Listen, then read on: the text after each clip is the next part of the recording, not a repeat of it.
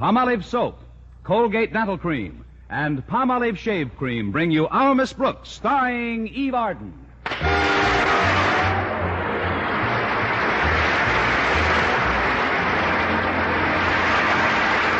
time once again for another comedy episode of Our Miss Brooks, under the direction of Al Lewis. But first... Now, just one brushing with Colgate Dental Cream removes up to 85% of decay and odor-causing bacteria. Yes, just one brushing with Colgate's instantly stops unpleasing breath in 7 out of 10 cases that originate in the mouth. And if you really want to stop decay, be sure to follow the Colgate way. Over a 2-year period, the Colgate way of brushing teeth right after eating stopped more decay for more people than ever before reported in dentifrice history.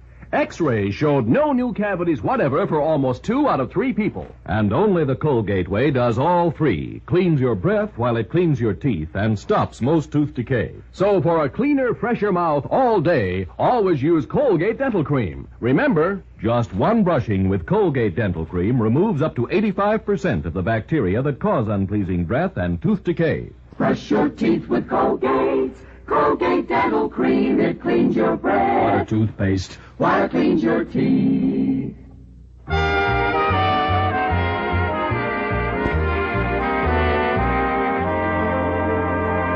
Last Thursday, Principal Osgood Conklin received formal notice that Cosmopolitan magazine was planning a feature story dealing with life at Madison High. Our Miss Brooks, who teaches English there, can attest to the fact that this news was greeted with tremendous elation by teachers and students alike. Yes, indeed. I haven't seen so many smiling faces since Mr. Conklin fell down the school steps. As I remarked to my landlady at breakfast Friday morning, Cosmopolitan is a magazine of considerable stature, Mrs. Davis. It's a great honor to have a story about our school appear in it, don't you think? I should say so. Nothing like that ever happened to the high school I attended, Connie. The only story ever written about us appeared in the Police Gazette. The Police Gazette? Yes, our principal killed an English teacher. Well, let's hope the story in Cosmopolitan isn't a sequel. It was a rather unusual case. He struck her with a blunt object. A blunt object? It was a cash register. It seems she saw him trying to hustle off with the cafeteria receipts and yelled for the police. That's when he let her have it. Wingo! Somehow I get the feeling you made the whole thing up, Mrs. Davis. I'll have my eggs now. I want to finish breakfast before Walter Denton gets here. Well, here you are, dear. Walter told me a Cosmopolitan photographer dropped in at school yesterday. That's right, a fellow named Haney. He was laying out some shots he plans to take this morning. I bet you're hoping he'll snap your picture, Connie. Oh, don't be absurd. I'm no publicity hound, Mrs. Davis. Why should I want my picture to appear in a magazine? Doesn't mean anything to me. Well... It's just a coincidence that I happen to be wearing my best dress this morning. Coincidence. Honestly, if you think I'm trying to look attractive so that photographer will snap my picture, you're sadly mistaken. When I woke up, I was thinking it was Sunday, so I put on my Sunday dress. That's all there is to it. Of course. And I guess it was mere coincidence that you were up till 4 in the morning fixing your hair. Guilty, Your Honor. Come in. Oh, if it's all the same to you, Mrs. Davis, I'd prefer that we don't mention this magazine story at all. Very well, dear. If that's the way you want it, I'll shut up like a clam. The top of the morning, ladies. Hello, Walter. Sit down. I bet you're hoping Mr. Haney will snap your picture for the Cosmopolitan this morning, Walter. Nice clamming, Mrs. Davis. Oh, why should I want my picture in a big, important magazine? Well... It's only a coincidence that I happen to be wearing my Sunday suit. Oh, is that your Sunday suit? Yes, and he was up until 4 in the morning fixing his hair. Well, I guess I did spend a minute or two combing my wave at a devil-may-care angle. Yeah, but the one who'll really be primping this morning is Miss Enright. Miss Enright? Yeah. Miss Brooks' fellow English teacher and her hottest rival in the rat race for Mr. Boynton. Walter. Oh, well, she's fond of him, too. And she probably feels that he'd sit up and take notice if her picture was to appear in Cosmo. Gosh, you should have seen her fawning over Mr. Haney in the cafeteria yesterday. Yeah, I was rather surprised, though, at the compliment she paid you, Miss Brooks. Compliment? Yes, ma'am. She was pointing out how lucky you are that you don't have to diet like she does. She said she thought it was wonderful how you managed to stay so scrawny and yet eat like a horse. Oh, she did she? Yeah. And Mr. Haney said he thought you were very attractive. And he asked her how old you are. Well, what did Miss Enright say to that? Well, she told him she doesn't know your age because she's never been able to count your teeth. Walter, when we get to school, you'd better count Miss Enright's teeth twice. Twice? Before and after I clip her.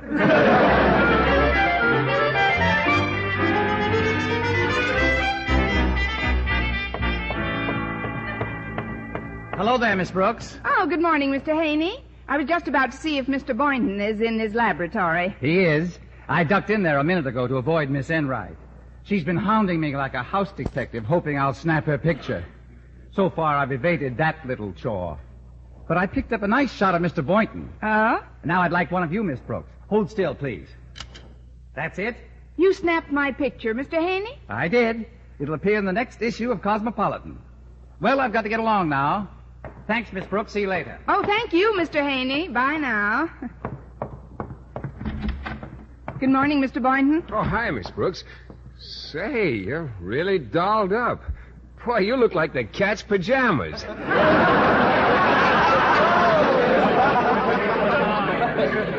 Let's watch that racy dialogue in school, Mr. Boynton. Oh, no kidding. That dress is a knockout. Oh, it's just a little thing I wear around the house during the coronation. Mr. Haney just snapped my picture, and he told me he'd shot one of you, Mr. Boynton. Well, yes, I was quite surprised. I certainly wasn't prepared to be photographed this morning. You weren't?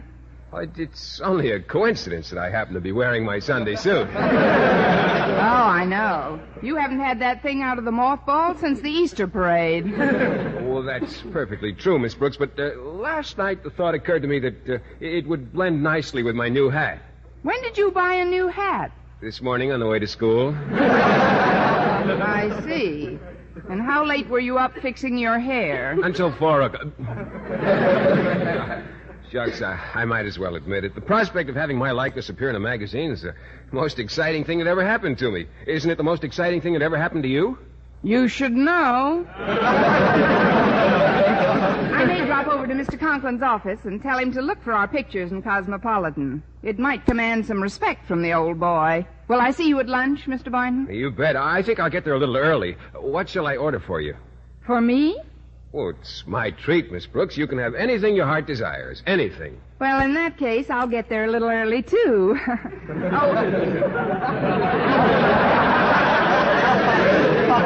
Mr. Boynton, how about seeing Jane Wyman's new picture at the State tonight? What's the name of it? Well, it's a very nostalgic title.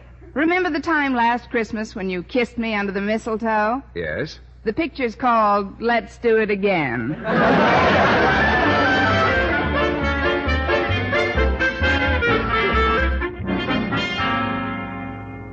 It makes me ill to see that photographer snapping pictures of our teachers and students while we're trying to conduct school, Harriet.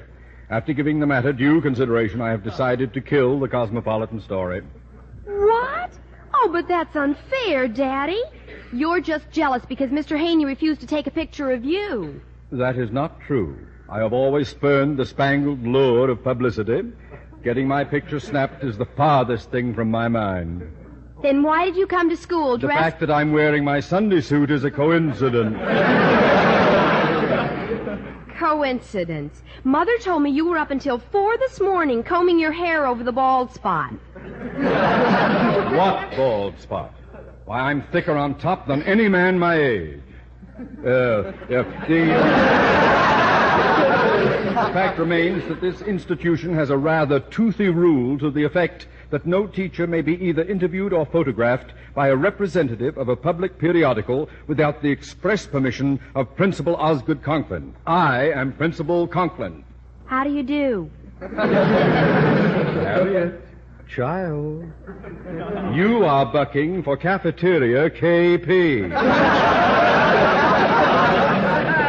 Oh, please, Daddy, you only dust off that ancient rule for your own convenience. Look, you've been photographed by the press many times.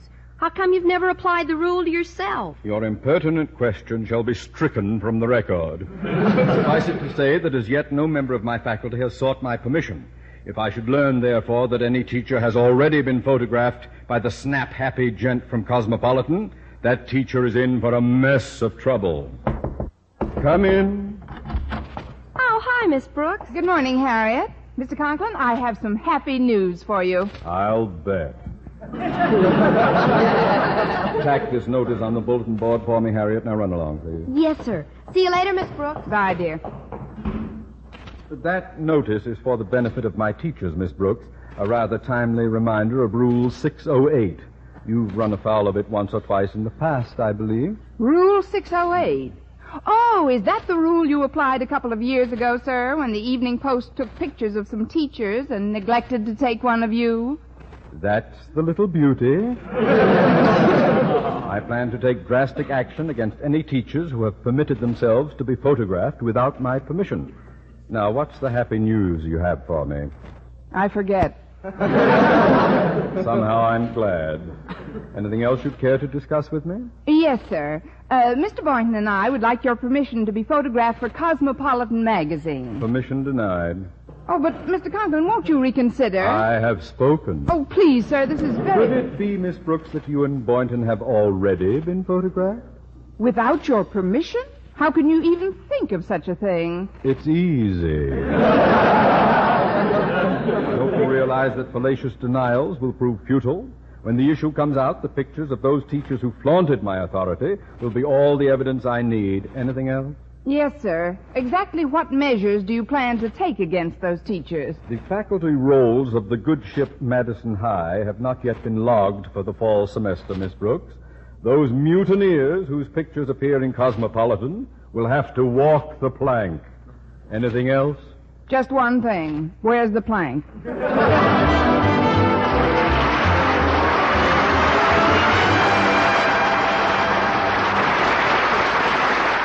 Men, listen. For a few days only, you can get a large tube of Palmolive shaving cream free of extra cost. Right, a large tube of either Palmolive brushless or Palmolive lather free of extra cost when you buy a giant tube at regular price. Save up to 35 cents and treat yourself to a smoother, more comfortable all-day shave the Palmolive shaving cream way. 1,200 men tested the Palmolive shaving cream way, and no matter how they shaved before, 3 out of 4 reported smoother, more comfortable, longer-lasting shave. Why, even in cold or hard water, you get a close, clean shave every time. And it's an all-day shave, too. A shave that most men find really lasts from morning till night. Treat yourself to the tested and proved Palmolive shaving cream way. Remember, Palmolive shaving cream is America's favorite brand. So cash in on this offer and save while you shave with Palmolive brushless or lather. Remember, sale positively ends when dealer supplies of this combination package are gone. So act now. Buy a giant tube of Palmolive brushless or Palmolive lather shave cream and get a large tube free of extra cost.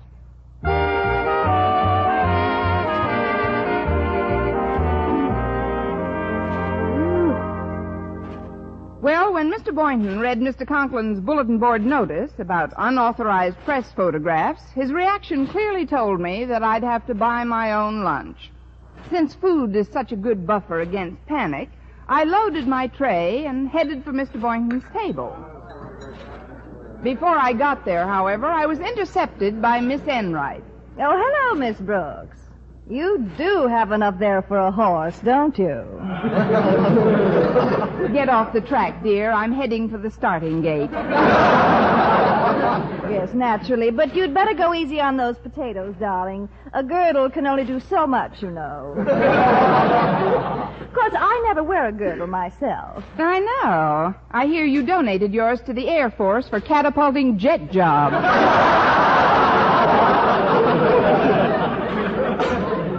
Oh, you are comical, darling. Have you seen the Cosmopolitan photographer around anywhere? Mr. Haney, he was at the steam table a minute ago, but I'd suggest you read the bulletin board before you strike a series of poses. Oh, I've absolutely no desire to be photographed for his magazine, Miss Brooks.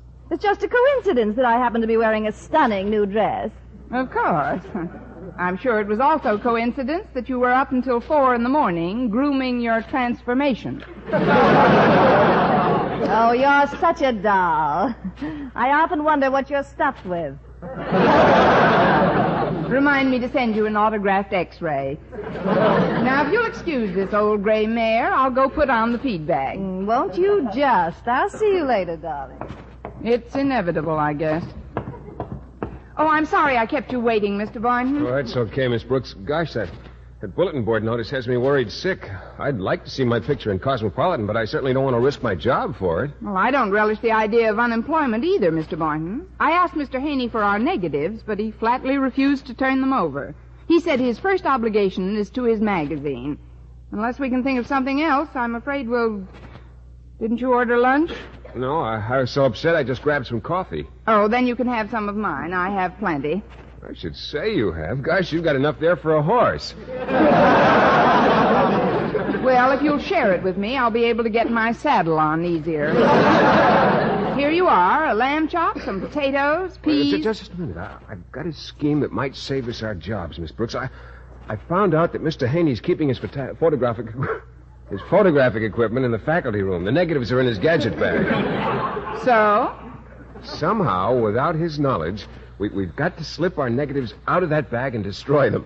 But that's a pretty dangerous assignment, Mr. Boynton. I'm afraid you'll have to count me out. Oh, but the end justifies the means. It's our only chance. When the fall term rolls around, do you want to be out of a job?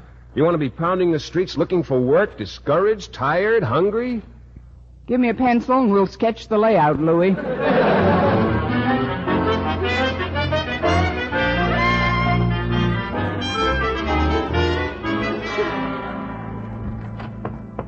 Hi, Daddy. Did you call Mr. Stone at the Board of Education? I did. He not only informed me that Mr. Haney's assignment had been officially cleared through the board, but that he was delighted to learn that Cosmopolitan plans to run a pictorial story on Madison High. Oh, well, don't you let it get you down, Daddy. How can I help it? Can't you visualize my embarrassment if that magazine should run pictures of Madison's teachers and not one shot of its principal? Well, I figured a way out. I ran home and took some negatives from my own camera. Several attractive shots of myself, posed the way you like to see me. What are you going to do with them? I learned that the negatives Mr. Haney plans to ship off to Cosmopolitan are now reposing in his gadget bag in the faculty room, Harriet. Somehow, without his knowledge, I've got to slip my negatives into that bag. Oh, that sounds pretty risky, Daddy. The end justifies the means. Now run along, child. Well, all right, Daddy, but you better be careful. Oh, excuse me, Miss Enright. I was just leaving. Bye, Daddy. Goodbye.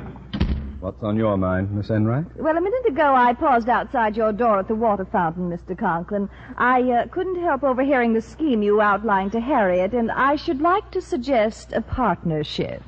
Partnership? Yes, I'd like to run home and get some of my negatives so that they may be slipped into the gadget bag along with yours. What?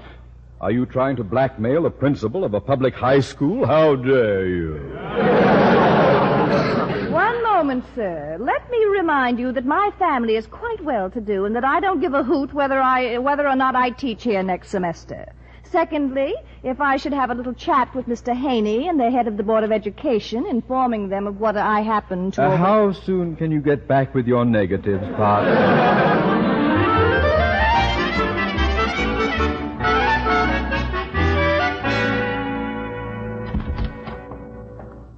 There's the gadget bag, Miss Brooks. Well, now's our chance. Now's your chance to what, Miss Brooks? To faint. Catch anyone? Well, we merely wanted to look at the negatives of those pictures you snapped of us this morning, Mr. Haney. We just can't wait until they appear in the magazine. No, indeed. Hot diggity. And zippity-doo-dah. Well, I'll be glad to show them to you later on, Mr. Boynton. Right now, I want to go and pick up some shots of the gym. I'll have to leave in a minute. In a minute? Oh, well, we'll come back later on. Yes, indeed. Come on, Mr. Boynton. Bye, Mr. Haney. Yeah, bye, Mr. Haney. So long. Well, you sure made a nice dark room out of the wardrobe closet in here, Mr. Haney. Are those negatives in there the ones you took this morning? That's right, Walter. They're complete except for one shot of Mr. Boynton, which I left over there in the gadget bag. Oh. The light wasn't so good in the lab, so I decided not to use it. Oh, photography sure is fascinating work. What's in this package, Mr. Haney? Oh, that's another assignment I'm working on. They're pictures of some gangsters for a story called Wanted by the FBI. Say, I wonder if you would get me some sealing wax and take them over to the post office. Oh, I'd be glad to. I'll be right back, Mr. Haney. Good. I'll wait for you.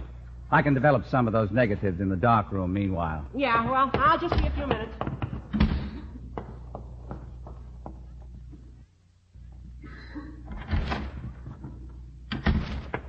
Careful, Miss Brooks. Are you sure Mr. Haney left? Well, I couldn't see him from where we were hiding, but I heard the door slam.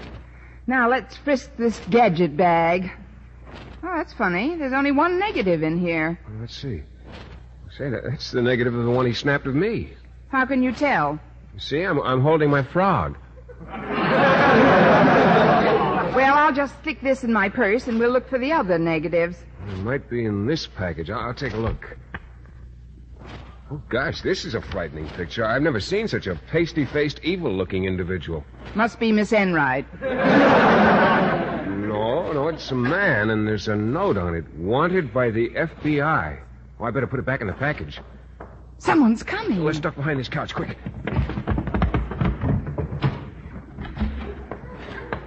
All clear, sir. Good.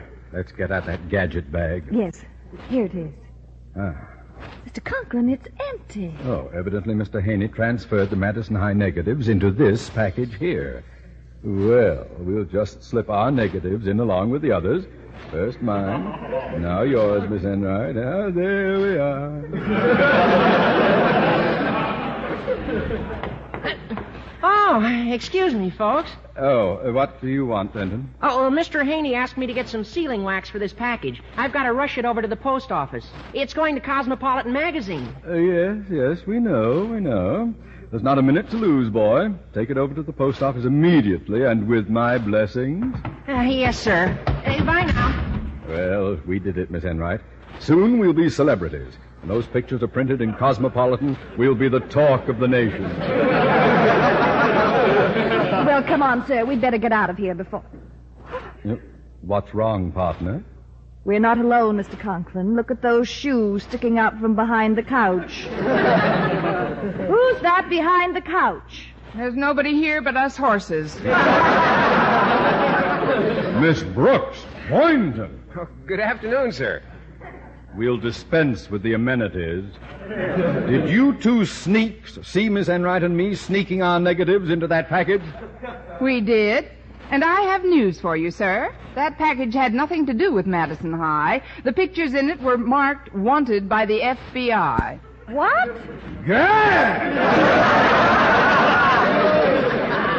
We're snared in our own trap. Why didn't you stop us, Miss Brooks? You saw what we were doing. I saw what everyone was doing, Miss Enright. Mr. Haney. Yes. I've been in the dark room patiently observing your every action. You have? You have? Yeah. Well, then you've got to do something. Call your office. Stop the presses. If our picture should appear along with those criminals, we'll be social outcasts. We'll be ostracized, laughed out of town. Shunned by mankind. Well, I don't know why I should do anything about it. Frankly, you and Miss Enright have both been a pain in the neck. You especially, Mr. Conklin, have gone out of your way to make things tough for me. If it wasn't for Miss Brooks, I'd have chucked the whole assignment. Well, now, isn't that sweet, Mr. Haney? Miss Brooks, you know what I've always thought of you. Yes, I do. Well, forget it. You're toughs, aces, a man's best friend. Won't you put in a word for us? What word would you like? Oh, please, Miss Brooks, you've got to help us. You really want me to, Seabiscuit? I beg of you. All righty. Mr. Haney, I should like first to intercede on Miss Enright's behalf. She's a peculiar type. Type of what we won't go into. But there are times when she is not responsible for her actions. Yes, that's very true. Oh, thank you, Mr. Boynton. And as for Mr. Conklin, well, everybody does stupid things once in a while. He's just more consistent. Hear, hear. Small wonder my wife calls me knucklehead. Now, tell him, Miss Brooks. Mr. Haney, as a favor to me, please don't print Mr. Conklin's picture alongside those other hoodlums. That is, won't you give him a break? Mercy. I have an only child. Well, all right. I'll see that the pictures of you and Miss Enright never reach the press. Oh, thank you, Mr. Haney. And thank you, Miss Brooks, for springing to my defense. Dear, sweet, lovable Miss Brooks. Lovable or not, I'm afraid I can't be as lenient with you, Miss Brooks. With me, Mr. Haney? While I was watching from the darkroom, I happened to snap a picture of you stealing the negative of Mr. Boynton's picture. What? To think that I've been harboring a light-fingered Lil on my faculty. No, please, Mr. Haney, it wasn't really stealing. It should you look see... very cute in Cosmopolitan with a caption reading, English teacher caught filching film from photographer. Mr. Haney, would that be all in caps? Here's the picture, Miss Brooks. Oh, let me see it. Oh, my goodness, I hate to admit it, but that's the best photograph I've ever seen of you. Yes, it is rather good. It's very natural, and the way you're standing shows off your figure beautifully. Well, Miss Brooks, what do you say? What can I say? I'll take a dozen.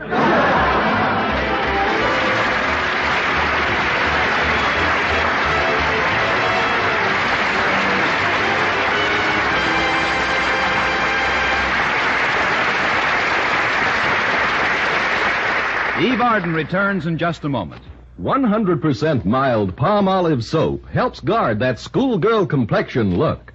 Catherine Bowling, University of Pennsylvania, reports, For softer, smoother, brighter skin, that schoolgirl complexion look, I use palm olive soap. It's 100% mild for gentle beauty care. 36 skin specialists proved Palm Olive's beauty plan is far better for your skin than just average care with any leading toilet soap. Here's all you do. Gently massage Palm Olive's 100% mild, pure lather onto your skin for 60 seconds, 3 times a day. Rinse and pat dry. Within 14 days, most women can have softer, smoother, brighter skin. That schoolgirl complexion look. Yes, palm olive is 100% mild. It actually brings out beauty while it cleans your skin. And remember, while no therapeutic claim is made, nature's chlorophyll is what makes palm olive green. Get 100% mild palm olive soap today to help guard that schoolgirl complexion look.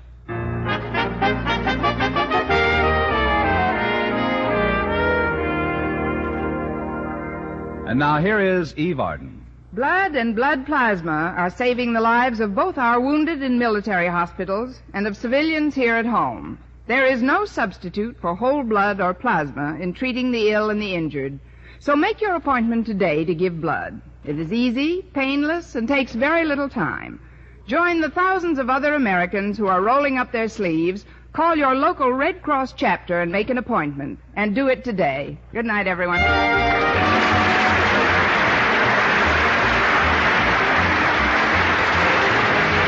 Miss Brooks, starring Eve Arden, was produced by Larry Burns, written by Al Lewis and Joe Quillen, with the music of Wilbur Hatch. Mr. Boynton was played by Jeff Chandler, Mr. Conklin by Gail Gordon. Others in tonight's cast were Jane Morgan, Dick Turner, Gloria McMillan, Mary Jane Croft, and Dan Tobin. Be sure to read the story of Our Miss Brooks in the current issue of Cosmopolitan on your newsstand now. The Colgate-Palmolive Peet Company invites you to listen to their exciting new quiz, The Phrase That Pays, on radio every weekday morning, Monday through Friday, and Luella Parsons on Tuesday night. Consult your local newspaper for details. This is Bob Lamond reminding you to be with us again next Sunday at the same time for another comedy episode of Our Miss Brooks. Stay tuned now for the Jack Benny Show, which follows immediately over most of these same stations. This is the CBS Radio Network.